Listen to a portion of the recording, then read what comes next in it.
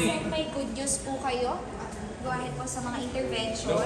Kasi diba, ang updated figure po ng Department of Agriculture in terms of the damage and losses to agriculture 2 days ago was 2.63 billion na po. Pero ang gusto po sana namin ibalita, lalo na po ang direktiba ng Pangulong Ferdinand R. Marcos Jr. ay tulungan po ang mga apektadong individual, hindi lamang yung mga farmers, pati yung mga pamilya nila. Yung tulong po na naibigay na ng gobyerno, hindi lamang ng DA, DSWD, DOLE, pati na rin ang Office of Civil Defense ay halos 1.1 billion pesos na rin po. So, hindi pa po o hindi naman ma-offset yung damage na 2.63 billion nung 1 billion na tulong. Pero po, kahit pa paano po ay naiibisan po ang paghihirap po ng mga mamamayan na apektado ng El Nino. So, ano po yung tulong na yun? Ano po yung financial assistance, gas assistance, food packs, at pati na rin po yung farm inputs para po sa rehabilitation ng mga sakahan. Kasi po ang problema talaga may ibang mga lugar na hindi talaga po matubigan na yung mga sakahan at hindi na makapagtanim yung ating mga magsasaka. So ang kailangan pong ibigay na tulong ay yung pang-araw-araw nilang pangangailangan. So yun po, in terms of the help, nasa 1.1 billion pesos na po ang naitulong ng gobyerno. That's purely for farmers? Hindi po, kasi syempre farmers yung apektado doon sa sakahan, pero po yung mga pamilya nila in terms of individuals, ang apektado na is 500,000 individuals. So hindi lamang farmers. So yung tulong na ibinibigay ay para din sa kanilang immediate family. Like how many local government units na nag-declare ng state of calamity due to the El Nino?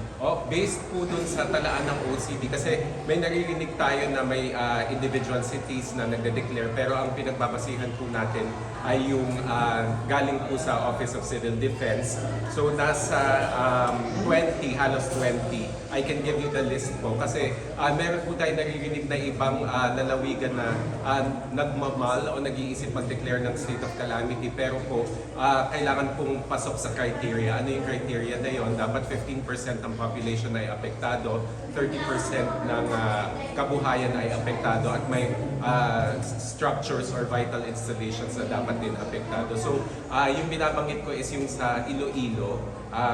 Yung Iloilo City nag-declare pero may 4 na bayan na gusto din mag-declare pero hindi pa pasok sa criteria. Kasi kailangan po pumasok sa criteria para po maayos po o tama po yung paggamit ng calamity fund. So technicality lang din po, pero as much as we want local government units to declare a state of calamity para po magamit yung local calamity fund at yung tulong mula sa national government, kailangan po sundin natin yung mga panuntunan para po maayos po yung proseso. Doon po sa LGUs na tinamaan, sir, yung nag-declare ng state of calamity, most of them came from Luzon, Visayas, or Mindanao?